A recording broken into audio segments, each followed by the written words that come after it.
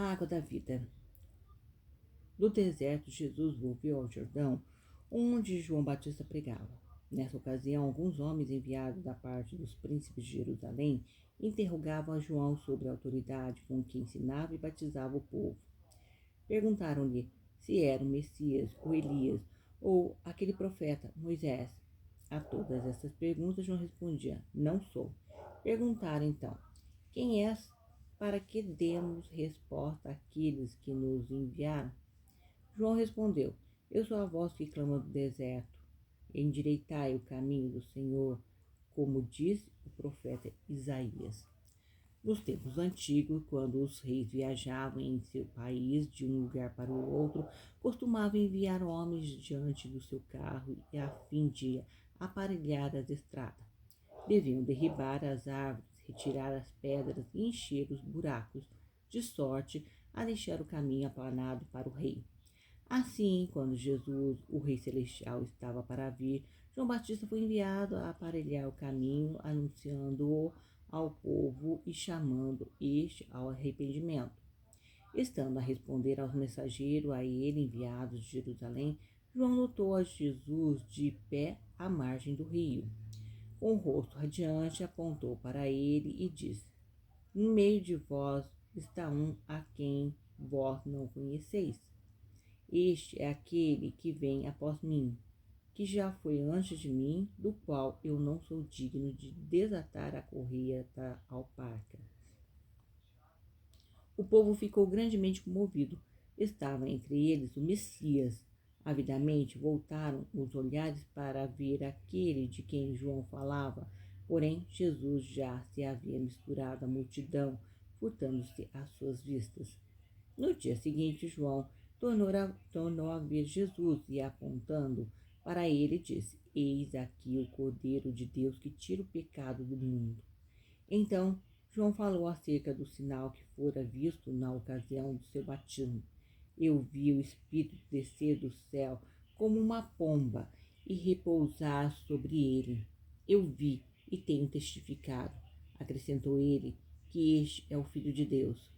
Com surpresa e admiração, os ouvintes de João olharam para Jesus e perguntaram entre si: É este o Cristo? Viam que Jesus não ostentava nenhuma aparência de fortuna nem de grandeza. Suas vestes eram singelas como as que usava o povo pobre.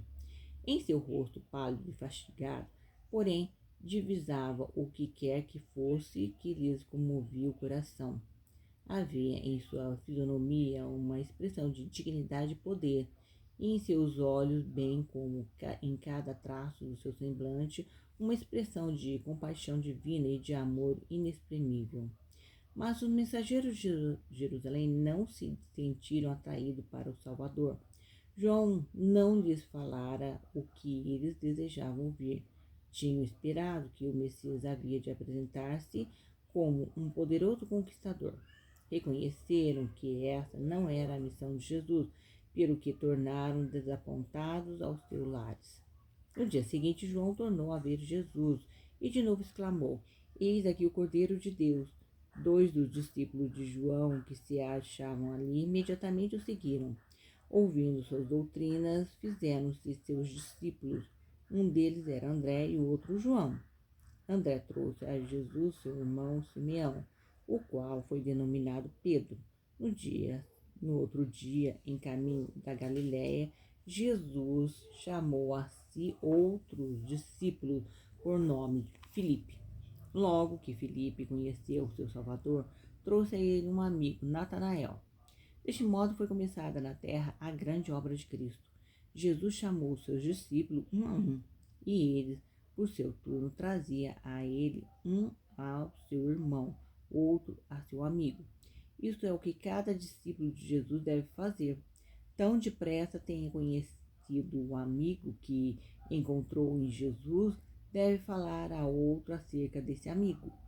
Esta é uma obra que todos podem fazer, quer sejam moços, quer sejam velhos. Em Caná de Galiléia, Cristo e seus discípulos concorreram a um festim de bodas. Aí o seu poder maravilhoso foi manifestado para a alegria dos hospedeiros e dos convivas. Era costume naquele país usar vinho em tais ocasiões. Antes de terminar a festa, a provisão do vinho se havia esgotado. A falta de vinho, nem numa tal festa, seria reputada como falta de hospitalidade e constituía uma vergonha. Informado do que sucedia, Cristo ordenou que se enchessem de água 6 grandes talhas de granito que ali se encontravam. Então disse: Tirai agora e levai ao mestre-sala. Em vez de água, era vinho que havia nas talhas. Esse vinho era superior ao anteriormente servido e havia bastante para todos. Depois de operado o milagre, Jesus retirou-se em silêncio. Os hóspedes não deram pelo seu ato até que houvessem desaparecido. A dádiva de Cristo naquelas bodas constituía um símbolo. A água representa o batismo e o vinho o sangue que devia ser derramado pelos pecadores do mundo. O vinho que Jesus fez nessa ocasião não era fermentado. Tal vinho é causa de embriaguez e de muitos e grandes males no mundo, e Deus proibiu o seu uso. Ele diz: o vinho é escarnecedor, a bebida forte, alvoroçadora. No seu fim, morderá como a cobra, e como basilico picará. O vinho usado nos banquetes era o puro e suave suco da uva. Era o que Isaías chama o mosto, que se acha no cacho da uva, acerca do qual diz que há bênção nele. O fato de Cristo concorrer à festa revelada que é justo se associarem os homens numa diversão inocente e agradável. Jesus gostava de ver o povo feliz. Muitas vezes o visitava em suas casas, procurando fazê-lo esquecer seus cuidados e acabrunhamento e pensar na bondade e no amor de Deus. Onde quer que Jesus se encontrasse, sempre se empenhava em fazer isso. Sempre que encontrava um coração aberto para receber a mensagem divina, esforçava-se por fazer-lhe conhecer a verdade no tocante à sua salvação. Um dia achou-se de passagem em Samaria e aí se assentou junto a um poço para descansar. A uma mulher que viera tirar água, ele pediu que lhe desse de beber. A mulher admirou-se muito disso, porque sabia quanto os judeus odiavam o samaritano. Cristo, porém, lhe disse que, se ela lhe pedisse, dar-se-ia água viva. A isto, sua admiração cresceu de um ponto. Então Jesus disse à mulher: qualquer que beber dessa água tornará a ter sede, mas aquele que beber da água que eu lhe der nunca terá sede, porque a água que eu lhe der se fará nele uma fonte de água que salta para a vida eterna. Com essa água viva, Jesus se referia ao Espírito Santo. Como o viajante sedento precisa de água para matar a sede, assim nossas almas sedentas necessitam do Espírito de Deus. Aquele que beber dessa água nunca jamais terá sede. O Espírito Santo derrama o amor de Deus em nosso coração. Ele satisfaz os íntimos desejos da alma, de sorte que as coisas deste mundo perdem o seu encanto para nós. Enche-nos um gozo tal que não podemos senão desejar que os outros o venham também a experimentar. Ele se tornará em nós semelhante a uma fonte que salta, espalhando a bênção ao nosso redor. Todo aquele que quem habitar o Espírito de Deus há de viver para sempre no seu reino com Jesus. Recebido no coração pela fé, ele se constitui o princípio da vida eterna em nós. Tal foi o dom precioso que Jesus disse daria à mulher se ela lhe pedisse. E do mesmo modo, ele está pronto a nos dar. Essa mulher tinha transgredido o mandamento de Deus e Jesus deixou-a perceber que ele conhecia os pecados de sua vida.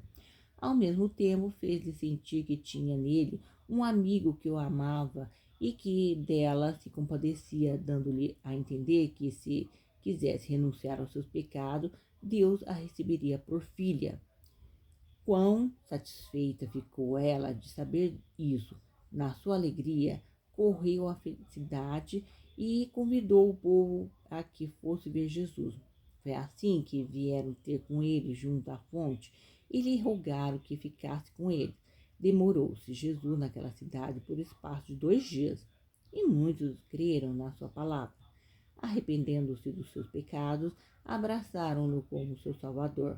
Durante o seu ministério, Jesus, por 2 vezes, tornou a visitar sua velha cidade natal, Nazaré.